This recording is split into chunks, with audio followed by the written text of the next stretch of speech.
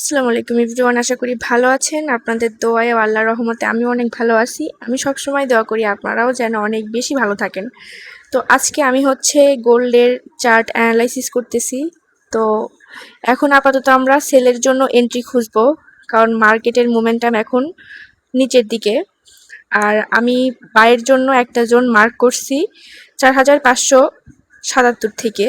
ঠিক আছে, এই জোনে যদি মার্কেট ঢুকে তাহলে আমরা বাই প্ল্যান করব। আদারওয়াইজ আমরা এখন সেলের জন্যই এন্ট্রি খুঁজতে থাকবো, বিকজ অফ মার্কেটের ওভারঅল টার্গেট এখন নিচের দিকে আসার।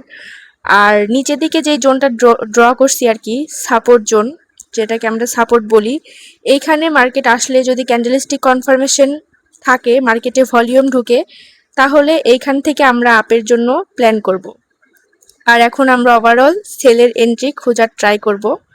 আমি কিন্তু এটা একটা লঙ্গার টাইম ফ্রেমের চার্টে আসি, 15 মিনিট। হ্যাঁ, 15 মিনিট 30 মিনিট দুইটা অ্যানালাইসিস করে আমি জোন দুইটা মার্ক করছি। যাই হোক, এটাই আজকের অ্যানালাইসিস ছিল। আজকে এই দুইটা জোনের ভিতরেই মার্কেট থাকবে। এরকম আরও অ্যানালাইসিস পেতে দ্রুত চ্যানেলটাকে ফলো করুন, আমাদের সাথে থাকুন। ইউটিউব থেকে দেখলে অবশ্যই সাবস্ক্রাইব করে সাথে থাকবেন।